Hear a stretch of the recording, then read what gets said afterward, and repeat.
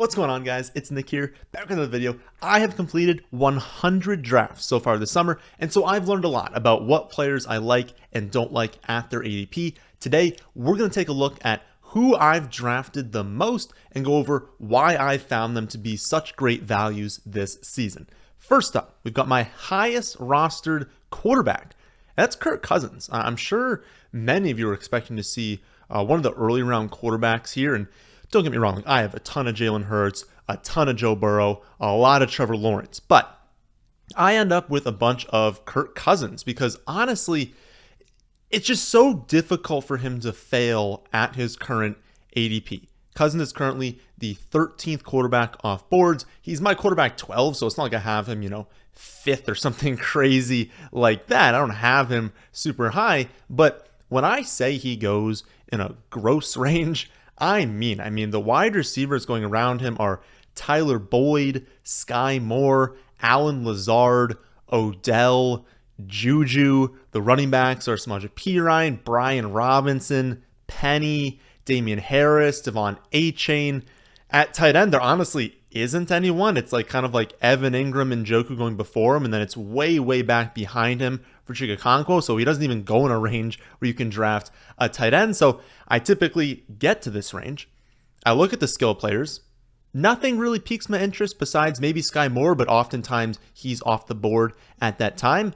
And I'm just like, okay, why not Kirk Cousins? I mean, Cousins has 3 straight seasons of at least 4,200 passing yards and at least 29 passing touchdowns. He's finished as a quarterback 11, 11, and 8 over the last 3 years. He has the best wide receiver in football right now as his wide receiver 1, a top 3 to 5 tight end, depending on who you ask. I would probably say top 3, especially if we're only counting receiving, which is really what we care about for the passing numbers for Kirk Cousins. And now a first-round pick in Jordan Addison. Plus, do we really think there is a risk that the Vikings are going to run the ball a ton this season? They have Madison, Ty Chandler, and Dwayne McBride at running back compared to the studs I just mentioned in the receiving game. They have finished 3rd in the league with 39.6 pass attempts per game last season, and I would be shocked if they didn't finish in that same range or even higher this year. To me, he's just a slam dunk pick, especially when he comes in the double-digit rounds in a range where there's nothing all that exciting at the other positions. When looking at my highest rostered wide receiver, it is not even close. And I'm almost embarrassed to say how much I have because I know that when you plan on drafting over 250 teams, which is what I plan on doing this season, you're supposed to diversify a little bit. You're not supposed to roster someone at as high a rate as I have rostered Marvin Mims, almost twice as much as any other wide receiver. I have drafted Marvin Mims.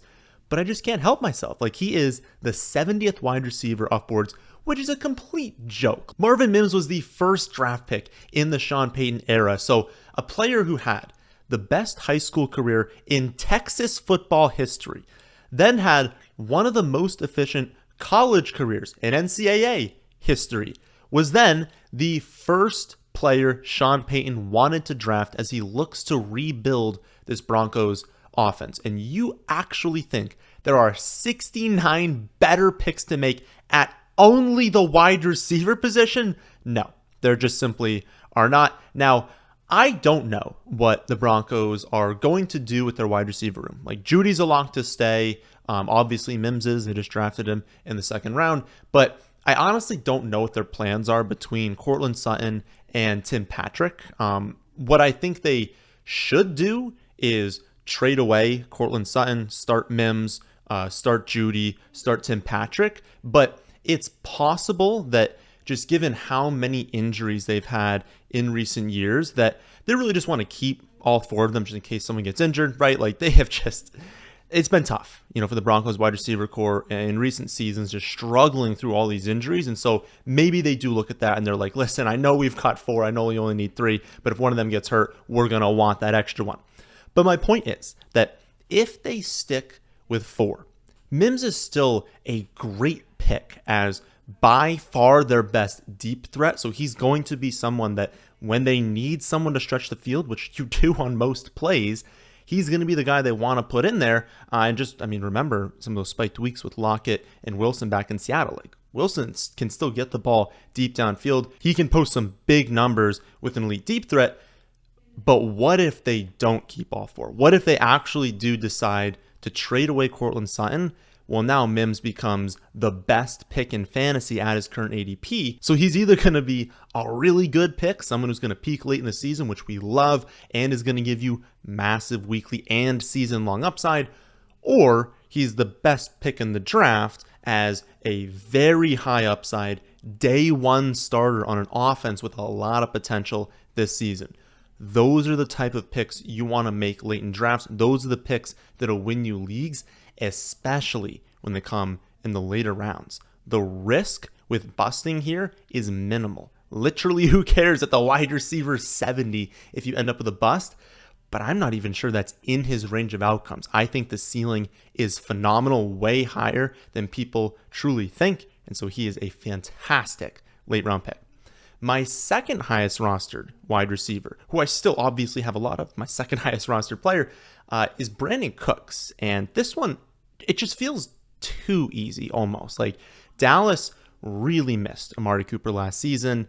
And so, they had to go out, they had to try and acquire a consistent wide receiver too, who's also an elite deep threat. I mean, that is what Amari Cooper is, or at least was to them when they had CeeDee Lamb. Now Amari Cooper obviously trying to be the wide receiver one for the Browns. And Gallup is fine, right? He's a fine wide receiver too, but he wasn't someone that was scaring defenses at all. Every defense that went there knew, okay, well, if we're looking at this wide receiver core, we really only need to focus on CeeDee Lamb. And so that was hurting because they were just asking Lamb to do too much. They were asking him to do everything in the passing game. And now I feel like everyone in the back of their mind's like, okay, yeah, but maybe like young Brandin Cooks could have done that, but Brandin Cooks is old now. Brandin Cooks is the same age as Amari Cooper, of Stephon Diggs, Tyreek Hill. He is a little bit younger than Cooper Kupp, Devonta Adams. He is 2 years younger, I guess more like a year and a half, but a year and a half to 2 years younger than Keenan Allen. So people have these age concerns with Brandin Cooks, who's the 43rd wide receiver off boards, but not with all of these wide receivers going the top 3 rounds of the draft. I'd have more concerns with a first round pick being 29 than the 43rd wide receiver off boards being 29, which is not too old. 29 is still in the prime of a wide receiver's career. It's generally 27 to 29. And so there is no concern for the age. And if you're wondering if there's been a drop off, maybe you're like, okay, maybe he's not old, but he's like breaking down, he's not being very good.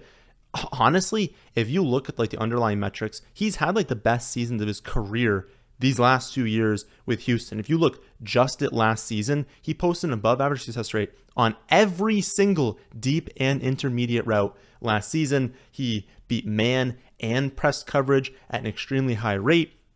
The overall production was like somewhat down from what we're used to, but that's because he was battling through injuries. I believe he was like benched for a game. He was on a tanking team. He was catching passes from Davis Mills, Kyle Allen, a splash of Jeff Driscoll. Like, of course you're going to have a bad season under those circumstances. I'm not even sure how he caught over 61% of his targets in that situation. This year, he's going to go back to very high-end quarterback play, and I absolutely think he is going to see over 100 targets this season and will be the clear wide receiver 2 on Dallas with plenty of spiked weeks that can either win you your season-long matchups or greatly increase your odds of advancing and increasing your ROI on Underdog. And you know what else will increase those too? Free money and free access to my rankings, which is what everyone watching this video now has access to. All you have to do is sign up for your first Underdog account today using promo code FFA. That is it. They'll then match your first deposit up to $100. So if you deposit $75, they'll turn it into $150. Plus, you'll get free access to my Underdog rankings, free access to my strategy articles, and my strategy app for, you guessed it, free. I know that many of you only play in season-long leagues, and I get it. Like, I was in your shoes a few years ago, but I can't even begin to explain to you how enjoyable Underdog is. And that's coming from someone who does not have time to sit down and complete an entire draft that really any point throughout the day. I'm far too busy to do that. I just join a bunch of the slow drafts so I can make my picks when I wake up, when I'm eating lunch, when I'm at the gym, on a walk, going to bed. Like, there are a million times that you can find a few minutes to make some picks, and that's what's so awesome about Underdogs. Like, sure, I'll join my few hometown leagues. I'll be in like 2 to 3 season-long leagues this season. I'll hope that the handful of players I draft in those leagues don't happen to get hurt. But I would rather also draft my like 250 teams on Underdog, because I know that over time I have an edge over other people, and you'll have that same edge as well if you're using my rankings, given that they are top 3 in industry accuracy over the last 3 years. So again, use promo code FFA. You'll get all of that content for free. So now that we all have an account, we're all using the rankings. The 4th player we'll go over today that you should be drafting is my highest rostered running back, and that's actually Jonathan Taylor. I was pretty surprised when I opened up the app and I saw that, but then I remembered his ADP, and then I understood, why I had so much of him. I alluded to this in yesterday's video, but I'm pretty sure the market is now overcorrecting a mistake they made earlier this summer, because at the beginning of the summer, Taylor was consistently being drafted in the first round. He was the 2nd or 3rd running back off boards many of the time. And like, for as much as I love him as a player, that's obviously too early this season. And so I and many others talked about how, well, we need to downgrade his rushing touchdown projection because Anthony Richardson's the quarterback now and he's going to steal goal line work. Like, that's why he's not a first round pick. But I'll show you the graphic on the screen, which you can see for free for any player on my website. Any player you want to see this for, completely free on my website, thefantasyfootballadvice.com. But it clearly shows the downward trend in ADP for Jonathan Taylor, who's now going at pick 18 and who I've now gotten a few times at the round 2-3 turn. Come on. Like, I don't care who his quarterback is. Jonathan Taylor should not be going that late. He had over 1,400 yards and 12 touchdowns as a rookie, even starting the season as a part-time player. Then he had 2,171 yards and 20 touchdowns in year 2 before hurting his ankle last season, only playing 11 games on a team that only won 2 of those 11 games, and he still managed 91 yards per game and 4 touchdowns. He'll now be just 24 years old all season, will be 100% recovered from the ankle injury, and his only backups are Zach Moss, Deion Jackson, and Evan Hull. And you're telling me I can get that player at pick 18, sometimes into the early 20s, to pair with a top 3 player and one of the first picks in round 3? Fellas, like, fantasy does not always need to be very difficult. Draft Jonathan Taylor in this range every single time and say thank you. At tight end, my highest roster tight end is actually a tie. I have equal amounts of TJ Hockenson and Mark Andrews, so let's break down why. When we are looking at like an early to mid-round tight end, the goal, not always going to happen, almost never going to happen, to be honest, but the goal is to draft someone who can compete with Travis Kelce. Kelce is obviously the best tight end, but you can only get him if you have like a top 6 or 7 pick. And so when you're trying to get someone, in round 3, 4, 5 sometimes for Hawkins and he falls there, the approach is, can I get someone who can post similar, just get close enough to where there's not a chasm between Kelce and the tight end that you drafted? Because then you're gaining that same sort of edge as your opponent, but you also have a first round pick. You didn't lose it taking Kelce. And so that's going to give you an edge over everyone, really. So why do I think these two can get there? Well, first off, I trust both offenses. Like, the Ravens were bad last season, but they have been a very consistently elite offense when they have Lamar Jackson at quarterback. Last season was an outlier. Everyone got hurt. Literally everyone at all positions was injured last season. Of course, they're not going to be good. Of course, they're going to play slower, not have very many plays in total. Scoring is going to be down. Like, of course, that is obviously going to happen. Lamar's back this season. Everyone's healthy. They're going to be phenomenal. And then, we already talked about Kirk Cousins earlier. The Vikings are going to throw it a ton. Kirk Cousins has very consistently been a very high-end producer. And so I completely trust both of these offenses.